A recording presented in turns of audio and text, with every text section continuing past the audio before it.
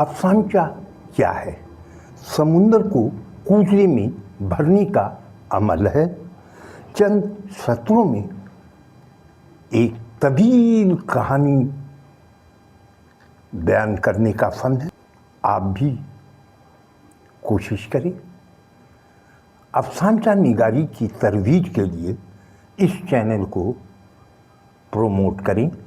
अहबाब से गुजारिश करें कि वो भी इस चैनल को पाबंदी से देखा करें।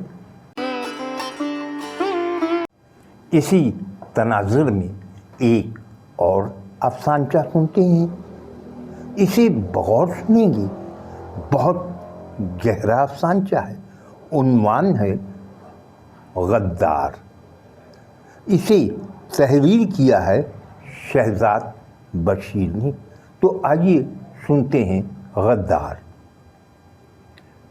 ये एक ऐसा अफसानचा है जो दहला देगा। सुनते हैं गद्दार।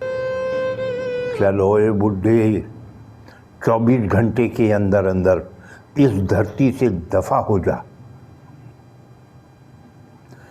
दोबारा किसी भी शहर में नजर आया तो तेरे सामने तेरी बेटी और बीवी को मेजर ने शैतानी नजरों से उसे घूरते हुए कहा, अरे मेजर साहब, आप मेरी बात तो समझें। मेरा इकलौता बेटा आपके लिए काम करते हुए जहादियों के हाथों मारा गया।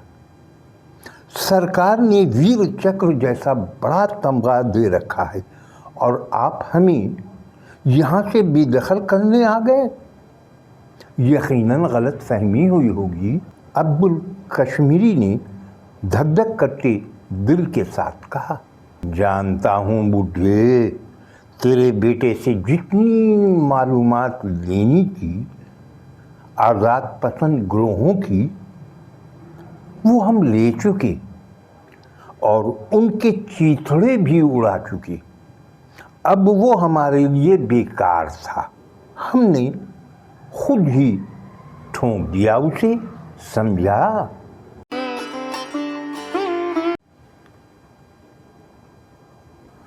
खतरनाक, ये उन्वान है इंडिया के मशहूर अफसानचा निगार जनाब अरशद मुनीम के अफसानचे का। तो आइए सुनते हैं खतरनाक।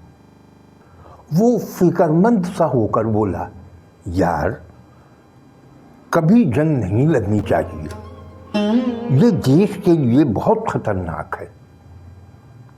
उसके दोस्त ने जज्बाती लहजे में कहा, भाई जंग से ज्यादा तो इलेक्शन खतरनाक नजर आते हैं। कहते हुए वो नम आंखों से हाथ में पकड़े अखबार की तरफ देखने लगा जहां बेगुनाह सैलानियों की तस्वीर छपी।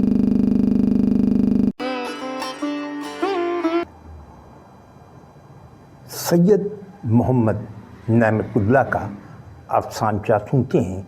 उन्वान है नजरे बद।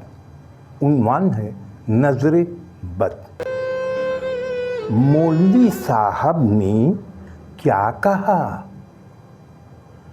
मखसूद घर में दाखिल होते हुए बीवी पर गरजा, नजर बद का गहरा असर है। उन्होंने कहा है कि किसी के सामने खाना खिलाने से परहेज करना ठीक तो है, आइंदा एहतियात करना।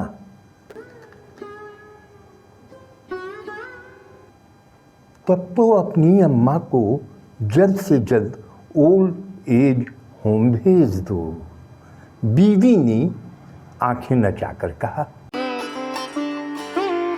पाकिस्तान में कभी ऐसा भी वक्त था कि लोग अफसानचे को पहचानते भी ना थे, बल्कि लतीफ़े को अफसानचा कहते थे।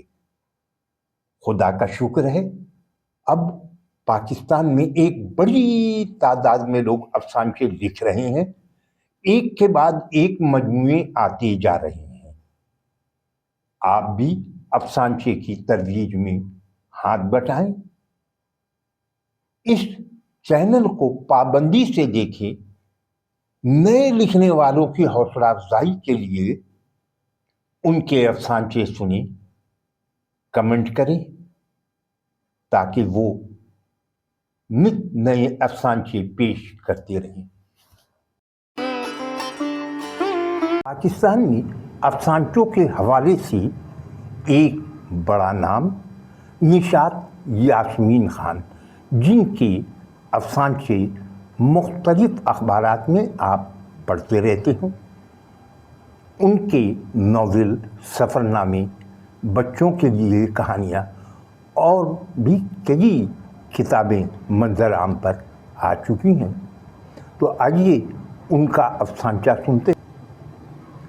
उन्वान है जंग। पहलगाम में सयाहों पर हमला हुआ तो दोनों तरफ तिबले जंग बच गया। मीडिया आग लगाने में पेश था, मगर बड़ों ने भी आग बुझाने की कोशिश नहीं की।